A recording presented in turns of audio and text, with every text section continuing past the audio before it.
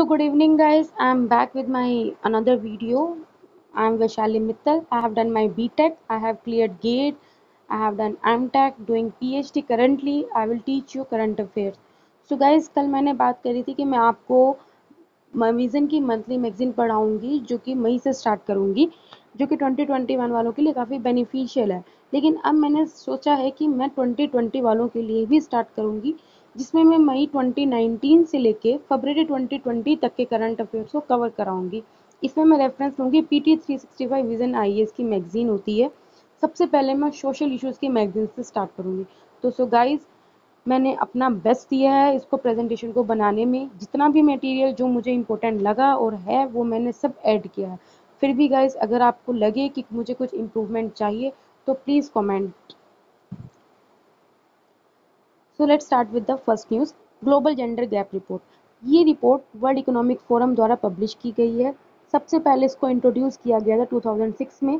4 dimension में इस report को पब्लिश किया जाता है: political empowerment, health survival, education attainment, economic participation and opportunity.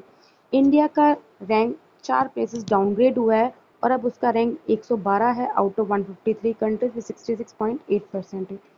सिर्फ एक सेक्टर, एक डायमेंशन में इंडिया ने अपना रैंक इम्प्रूव किया, that is the political empowerment. बाकी हर 3 सेक्टर्स में इसने अपना रैंक डाउनग्रेड किया है। वर्ल्ड इकोनॉमिक फोरम के बारे में भी हमें पता होना चाहिए। ये 1971 में एस्टेब्लिश हुई थी। इसका हेडक्वार्टर जिनेवा स्विट्जरलैंड में है। इंटरनेशनल ऑर्गेनाइजेशन है, पब्लिक प्राइवेट कॉर्पोरेशन है, for public private corporation. Second report, that is the SDG gender index. Gender index equal major 2030 के द्वारा पब्लिश किया गया है। इसमें हम 51 इंडिकेटर्स को ऐड करते हैं। इंडिया का रैंक 129 कंट्रीज में से 95 आया है। और स्केल, इसका जब स्केल यूज़ करते हैं 0 to 100 होता है, और इंडिया का स्कोर इसमें 56 पॉइंट है, जो कि एक वेरी पुअर कैटेगरी में है। ठीक है।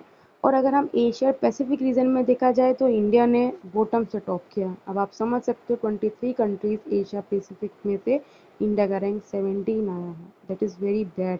जिसका 100 रैंक होता है, इसका मतलब वहाँ पे जेंडर इक्वालिटी एग्जिस्ट करती है पूरी, और जहाँ 0 है इसका मतलब वहाँ ओनली जेंडर इनइक्वालिटी एग्जिस्ट करती है।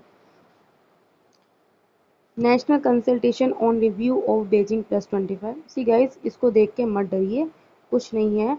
ये एक तरह का एक एनिवर्सरी सेलिब्रेट किया गया है, जो कि अडॉप्ट किया 25th एनिवर्सरी इसकी बनाई गई है। एक मिनट। सबसे पहले इसको ऑर्गेनाइज किया गया किस टीम के द्वारा? Ministry of women and child development, national commission for women and the UN women. जो बीपीएफ है, that is Beijing action declaration and platform for action, इसको 1995 में हमने अडॉप्ट किया गया था। ये फोकस करता है जेंडर इक्वालिटी में, एम्पावरमेंट ऑफ वुमेन के बारे में।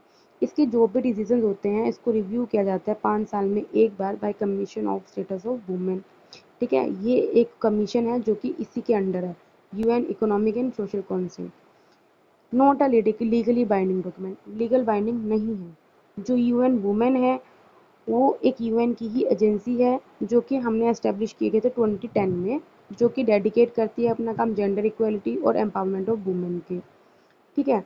जो नेशनल कमीशन ऑफ वुमेन है वो स्टेचुटरी बॉडी है, जिसको हमने एस्टेब्लिश किया गया था 1992 में अंडर एक्ट दिस। सी हमें पता होना चाहिए कौन सी बॉडी कॉन्स्टिट्यूशनल है, कौन सी बॉडी स्टेचुटरी है, या सिर्फ एनजीओ है, या फिर क्या एपेक्स बॉडी है, या क्या नहीं।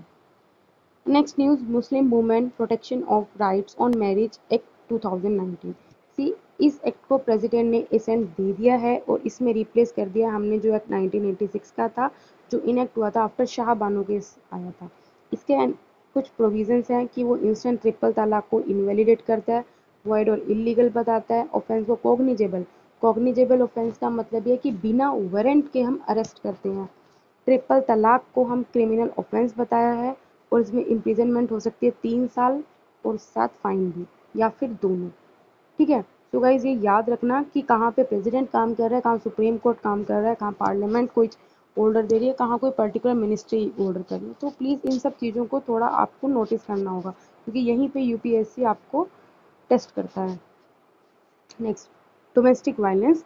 डोमेस्टिक वायलेंस में सुप्रीम कोर्ट ने बोल दिया है कि कोई भी जो डोमेस्टिक वायलेंस का विक्टिम है, या मतलब, तो उसका मेंटेनेंस सिर्फ ये नहीं कि उसका पति ही पे करेगा, इवन उसका ब्रदर इन लॉ भी पे कर सकता है, even they are living under the same roof under in the joint family. ठीक है, she can seek financial compensation and maintenance, she has right to secure housing and the जो भी जिसने भी क्राइम किया उसको इम्प्रिजनमेंट हो सकता है 1 साल और फाइन हो सकता है 20,000 का या फिर दोनों। इसमें जो भी उसके हस्बैंड के साइड के रिलेटिव्स है, कोई भी चाहे फीमेल हो मेल है, दोनों एलिजिबल हैं इस इम्प्रिजनमेंट के लिए। गाइस नेक्स्ट है harassment of women at work place. ये जो एक्ट ये से सुप्रीम कोर्ट ने इनेक्ट किया है। क्यों इनेक्ट किया आपको दिख ही रहा है, ताकि हम प्रोटेक्ट कर सकें जो भी वर्क प्लेसेस में, ऑफिस में जो भी वुमेन के अगेंस्ट सेक्सुअल हरेसमेंट होता है उसको हम प्रिवेंट कर सकें, उसकी कंप्लेंट्स को रिड्रेस कर सकें। एक्ट ने डिफाइन किया है सेक्सुअल हरेसमेंट को, इसमें हर वुमेन को कवर किया गया है irrespective of her age or employment status, whether she can be a manager or she can be a sweeper, all will be covered. जो ऑर्गेनाइज सेक्टर हैं whether they are private or public, it means they have 10 or more employees, वहाँ पे internal complaint committee होगी। और जहाँ पे ये नहीं है, तो मतलब जहाँ पे 10 से कम मेंबर्स है, वहाँ पे डिस्ट्रिक्ट लेवल पे एक कमेटी होगी, that is the local complaint committee. वो इन सब कंप्लेंट्स को क्या करेगी, रिड्रेस करेगी। ठीक है गाइस, होप सो आपको कुछ समझ में आ रहा है। अगर कुछ भी ऐसी चीज़ जो आपको नहीं समझ में आ रही तो प्लीज़ गाइस मुझे कमेंट करना। अगर आपको लगता है मेरी स्पीड तेज़ है तो आप बताना, मैं अपनी स्पीड पे भी काम करूँगी। सो नेक्स्ट है medical termination of pregnancy amendment act. Recently cabinet ने अप्रूव करा है medical termination of pregnancy amendment bill 2020 for amending, इसको अमेंड करा है एक्ट को, 1971 वाले एक्ट को अमेंड किया है। इसमें क्या किया है कि अगर कोई भी महिला जो कि 20 वीक्स तक की प्रेग्नेंट है, अगर उसको अबॉर्ट कराना है तो उसको एक रिक्वायरमेंट चाहिए, ओपिनियन चाहिए, साइन चाहिए, मतलब कंफर्मेशन चाहिए एक रजिस्टर्ड मेडिकल प्रैक्टिशनर की। लेकिन अगर वो 20 to 24 वीक के बीच प्रेग्नेंट है तो उसे 2 मेडिकल प्रैक्टिशनर की ओपिनियन चाहिए टर्मिनेट करने के। लेकिन कुछ केसेस ऐसे होते हैं लाइक रेप केसेस या फिर victim of other vulnerable like sexual work में जो बंदे एंगेज है या फिर किसी भी वजह से, तो उनके लिए वन रजिस्टर्ड मेडिकल प्रैक्टिशनर से भी अप्रूवल से अबॉर्ट हो सकता है। ठीक है गाइस, आज मैं इतना ही रखती हूँ क्योंकि मैं ज़्यादा लॉन्ग वीडियोस पाना नहीं चाहती, क्योंकि long videos can be quite boring. तो गाइस अगर आपको कोई भी दिक्कत है आप प्लीज़ मुझे कमेंट कीजिए, बाकी लाइक कीजिए, शेयर कीजिए, सब्सक्राइब कीजिए। और गाइस मटेरियल, अगर आपको मटेरियल चाहिए तो प्लीज़ आप मेरा टेलीग्राम चैनल ज्वाइन कीजिए। यहाँ पे जो भी मैं करंट अफेयर्स पढ़ा रही हूँ उसकी स्लाइड्स आपके साथ शेयर करूँगी। So guys do join this channel. Thank you guys, bye bye.